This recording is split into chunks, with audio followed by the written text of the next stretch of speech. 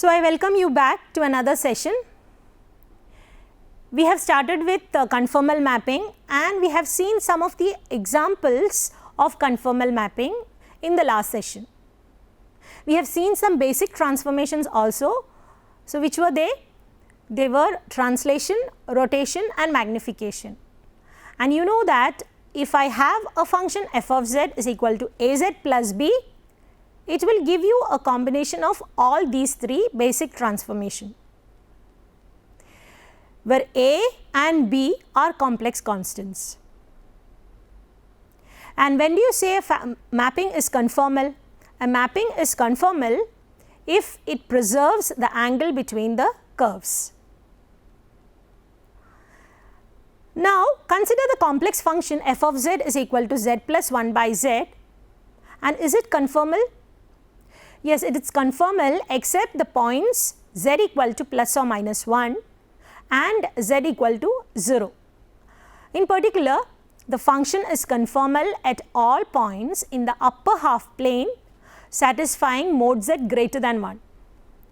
If z is equal to r e raised to I theta, then your f of z is equal to z plus 1 by z can be written as w is equal to r e raised to I theta plus 1 by r e raised to minus I theta, and so your u is r plus 1 by r cos theta and v is r minus 1 by r sin theta. Now, if r is equal to 1, then v is equal to 0 and u is equal to 2 cos theta.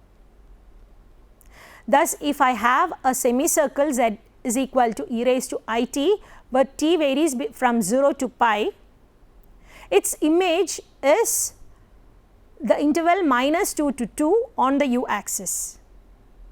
If I have r greater than 1, the semicircle z equal to r e raised to I t, where t varies from 0 to pi, is mapped onto the upper half of the ellipse u square by a square plus v square by b square is equal to 1, where a is r plus 1 by r and b is r minus 1 by r. So, you can see this mapping in the figure. So, you have a semicircle and it goes to the upper half of the ellipse u square by a square plus v square by b square is equal to 1. So, your circles becomes what? The ellipse. Under the mapping w is equal to z plus 1 by z. So, an example for conformal mapping is linear fractional transformation or bilinear transformation. So, let us see what a linear fractional transformation is. Suppose a function t of z is az plus b by cz plus d. So, what is a, b, c, d here? They are nothing but the complex constants such that a d minus b c not equal to 0. Such a function az plus b by cz plus d is called a linear transformation, and since t dash z is equal to ad minus bc by cz plus d the whole square, t is conformal at z provided ad minus bc is not equal to 0. And also one more point to be excluded, that is z is equal to minus d by c, where the function reduces to infinity or else it is not defined. So, any function t of z such that az plus b by cz plus d, where a, b, c, d are complex constants and ad minus bc not equal to 0 is called a bilinear transformation or linear fractional transformation. Note that when c is not equal to 0, t of z has a simple 0, that is z naught is equal to minus d by c, and so limit of mod t dash z as z tends to z naught is infinity. So, we will write t of z naught as infinity. In addition, if c is not equal to 0, then limit mod z tends to infinity of t z is limit mod z tend to c a plus b by z by c plus d by z, which is nothing but a by c. So, we write t of infinity as a by c. So, what does it mean? So, if your z naught is minus d by c, it maps on to infinity, and if c not equal to 0, t of infinity is mapped on to a by c.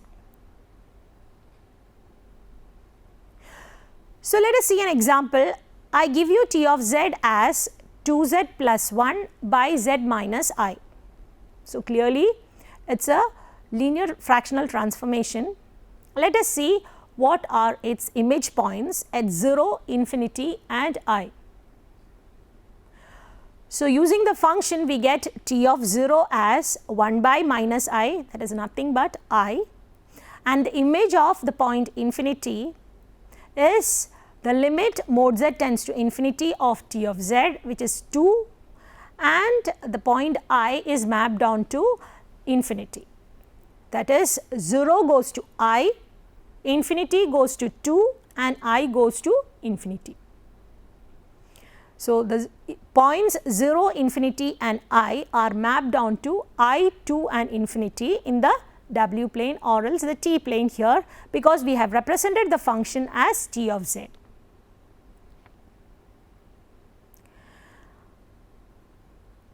Here the fractional or the linear fractional transformation has the circle preserving property.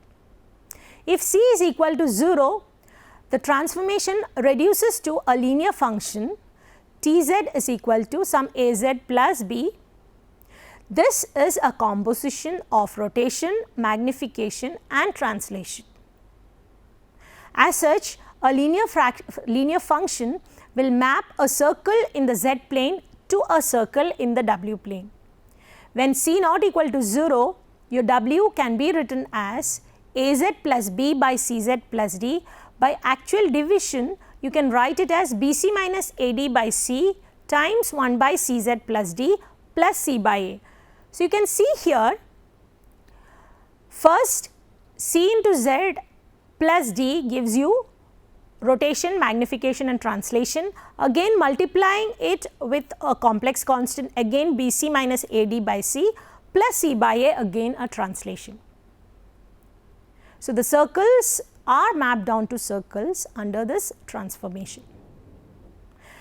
Letting a is equal to bc minus ad by c and capital B is equal to a by c, tz reduces to w is equal to az 2 plus b. So, that is why it is a sequence of all the basic transformations which you have considered till now. So, if I call z1 as cz plus d, z2 as 1 by z1 and w becomes a times z2 plus b. Note that if mod z minus z1 is equal to r and w is equal to 1 by z, then mod of 1 by w minus 1 by w1 is equal to mod of w minus w1 by mod w into mod w1, which is equal to r, or mod w minus mod w1 is equal to r times mod w1 into mod w minus 0. It is easy to show that all the points w that satisfy mod w minus w1 is equal to lambda times mod w minus w2 is a line when lambda is equal to 1, and it is a circle when lambda greater than 0 and lambda not equal to 1. So, the equation says that the image of a circle mod z minus z1 is equal to r under the inversion w is equal to 1 by z is a circle except when r is 1 by mod w1, which is equal to mod z1. So, you can actually say that the circles are mapped onto circles or straight lines. So, let us quickly see a theorem on circle preserving property. A linear fractional transformation maps a circle in the z plane to either a line or a circle in the w plane. The image is a line if and only if the original circle passes through a pole of the linear fractional transformation. The pole is nothing but a singularity of your function f of z. So, let us see some of the examples. Find the image of the circles mod z is equal to 1 and mod z is equal to 2 under the transformation Tz is equal to z plus 2 by z minus 1. What are the images of the interiors of these circles? So, the circle mod z equal to 1 passes through the pole z naught equal to 1 of the linear transformation, and so the image is a line. Since t of minus 1 is equal to minus half and t of I is equal to minus half minus 3 by 2 I, we conclude that the line is u is equal to minus half. Now, the image of the interior circle mod z is equal to 1 is either the half plane u less than minus half or the half plane u greater than minus half. Using z equal to 0 as a test point, t of 0 is minus 2 and so the image is the half plane u less than minus half. Similarly, the circle mod z is equal to 2 does not pass through the pole, so the image is a circle. So, as per the theorem, it maps circles onto circles or straight lines. The straight line happens when it passes through the pole of your function. So, here in this case, mod z equal to 2 does not pass through the pole, so it maps onto a circle. So, mod z equal to 2, to find its image, we consider Tz bar, that is z plus 2 by z minus 1 the whole bar, which is z plus 2 by z minus 1, which is your Tz itself. So, Tz bar is a point on the image circle and the image circle is symmetric with respect to u axis. Since t of minus 2 is 0 and t of 2 is 4, the center of the circle is w is equal to 2 and the image is the circle mod w minus 2 is equal to 2. The interior of mod z is equal to 2 is either the interior or the exterior of the image mod w minus 2 is equal to 2. Since t of 0 is minus 2, we conclude that the image is mod w minus 2 is greater than 2. So, we can clearly see it in the figure here.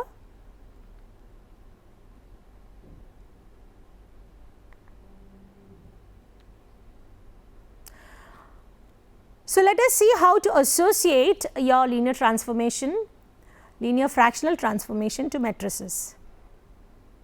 We associate the matrix ABCD, which we call as capital A, with T of z is equal to AZ plus B by CZ plus D. So, the matrix of the transformation TZ is equal to AZ plus B by CZ plus D is your matrix ABCD.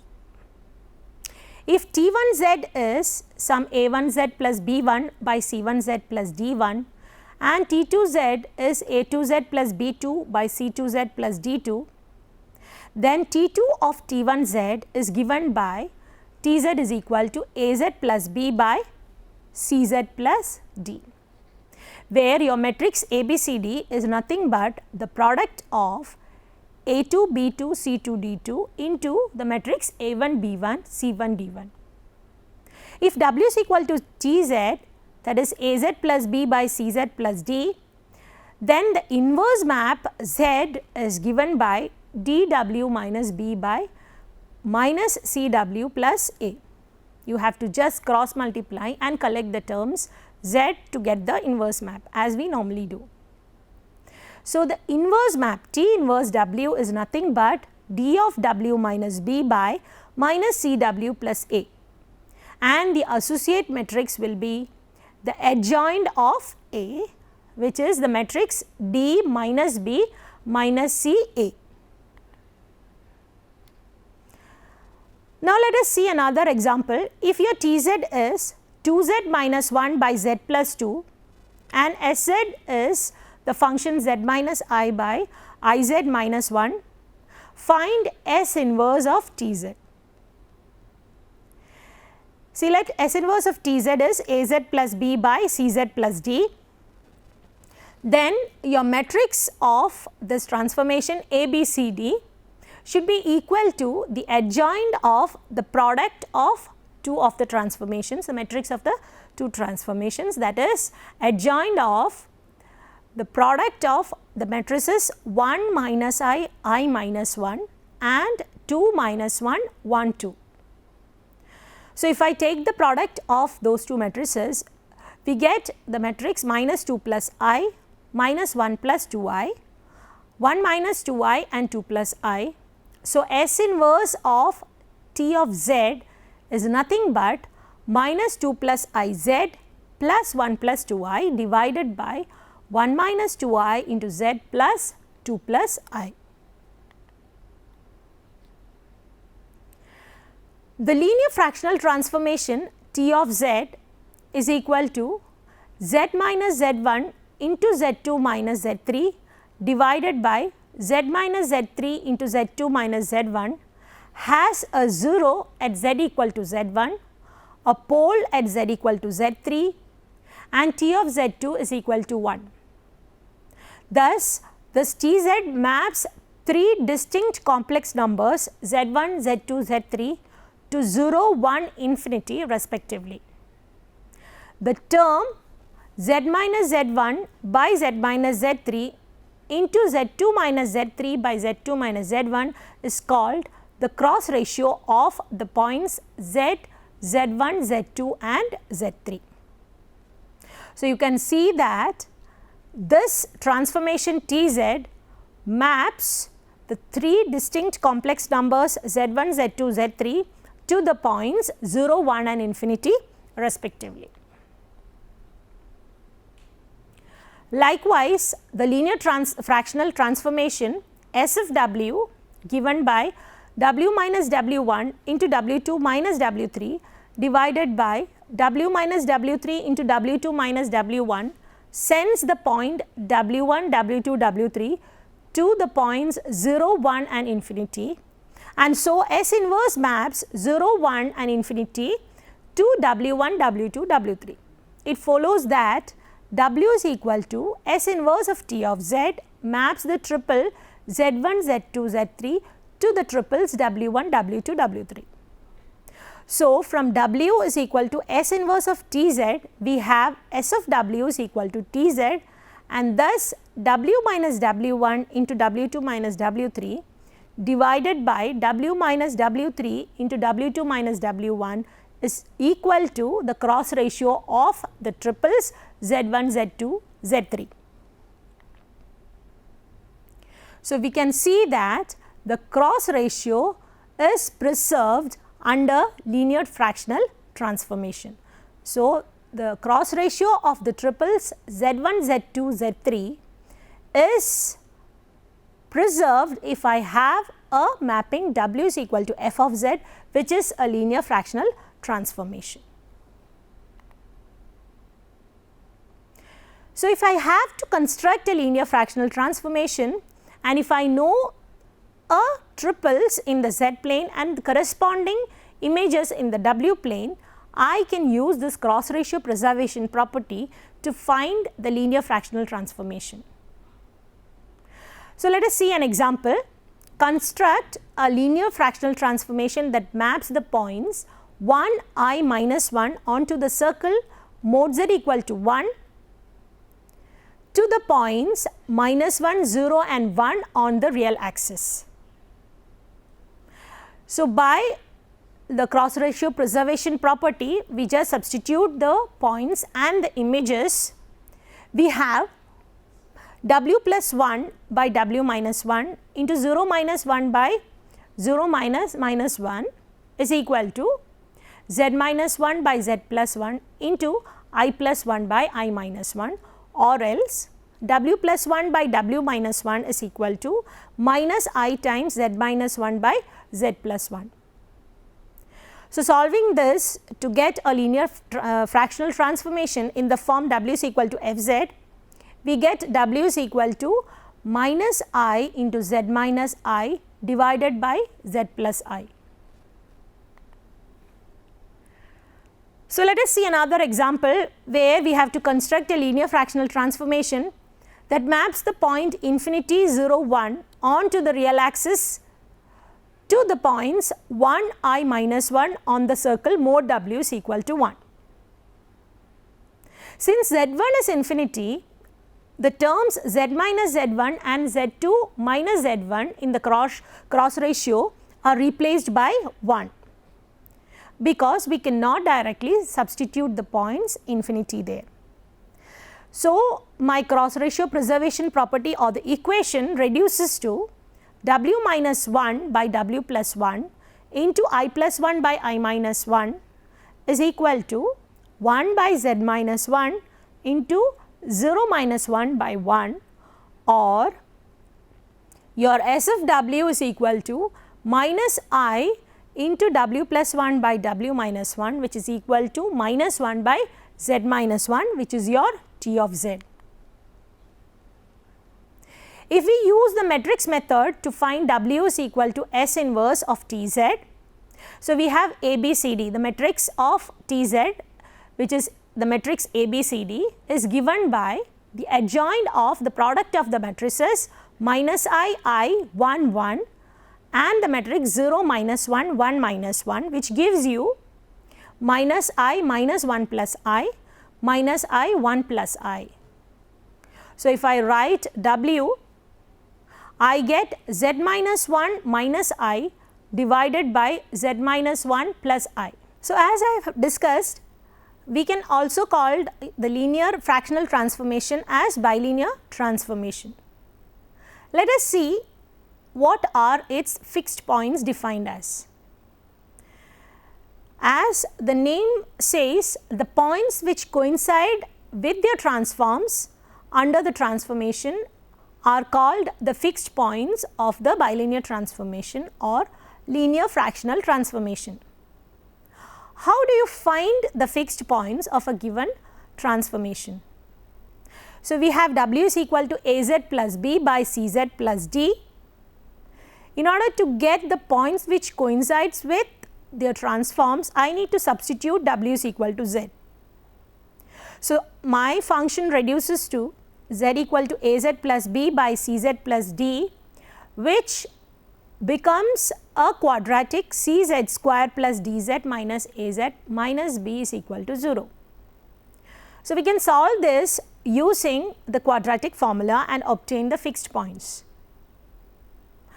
So, we can see that using the property of the quadratic formula, if c is not equal to 0, then there are two distinct fixed points if d minus a the whole square plus 4bc not equal to 0, that is a discriminant not equal to 0.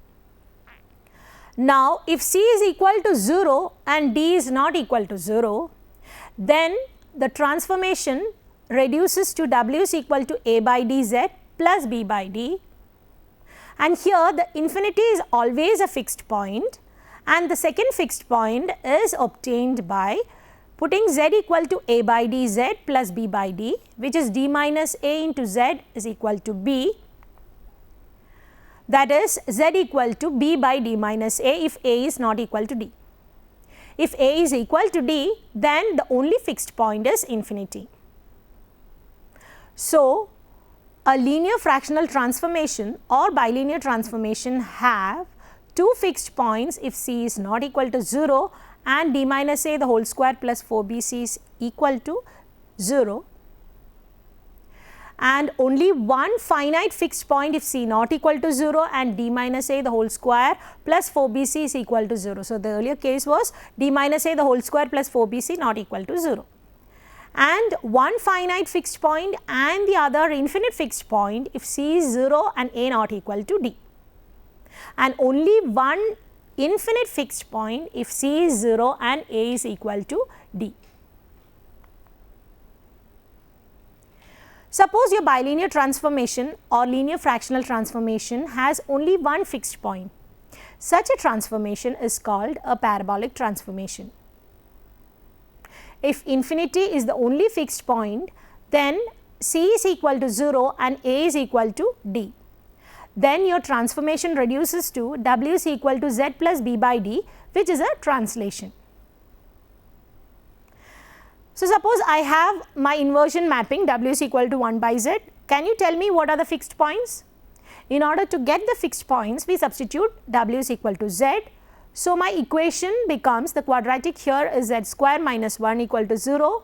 So, z equal to plus or minus 1 are the fixed points here. Thus, given any bilinear transformation or linear fractional transformation, you can find the fixed points by simply substituting w is equal to z and then solving the quadratic equation. So, now how have we defined the bilinear transformation or a linear fractional transformation? The transformation w is equal to az plus b by cz plus d, where ad minus bc is not equal to 0 is your bilinear transformation. We call it also the Mobius transformation. We have actually introduced it as an example for the conformal mapping. So, what is a conformal mapping? It is a mapping which preserves the angles between the curves. Also, why do you call it bilinear transformation? The transformation is actually linear in both the variables z and w, hence we call it as bilinear transformation. So, if you actually find the inverse mapping of w is equal to az plus b by cz plus d, you can see that it is also bilinear, because the inverse mapping is given by z is equal to minus wd plus b by wc minus a. So, we have seen that the bilinear transformation is a combination of all the three basic transformations: translation, rotation, magnification, and of course, your inversion. W is equal to 1 by z. So, we have clearly seen it by expressing it as a combination of all these basic transformations. And also, since W is equal to az plus b by cz plus d, except for z is equal to minus d by c, every point in the z plane has a unique image in the w plane. Similarly, for the inverse mapping, except for w is equal to a by c, z equal to minus wd plus b by wc minus a has a unique point in the z plane. Here, in your transformation w is equal to az plus b by cz plus d, ad minus bc is called the determinant of the transformation. When your ad minus bc becomes 1, the transformation is said to be normalized. So, we have seen some examples where you have actually found out the transformation which maps the given image, given region to an image. You have also seen the cross ratio preservation property of bilinear transformation, and this property can be used to find the bilinear transformation or the linear fractional transformation if you know 3 points, the triples z1, z2, z3 and their images w1, w2, w3 under the mapping w is equal to f of z, which is your az plus b by cz plus d. So, this cross ratio preservation property actually helps you to find the mapping if you know the points, 3 points and their images. Also, we have seen what the fixed point of a bilinear transformation is. It is nothing but the points which coincides with their transforms. And do you remember how we have solved and found out the fixed points of a bilinear transformation? We have substituted w is equal to z and then the transformation reduces to a quadratic in z. So, according to the quadratic equation in z, you can have at most 2 fixed points. It can be either distinct or else coinciding. So, with this we come to an end of this session. So, you have seen conformal mapping, and as an example of conformal mapping we have discussed bilinear transformation or else linear fractional transformation in detail with examples and its properties. Thank you for watching this session. We will continue with the applications of conformal mapping in the coming session.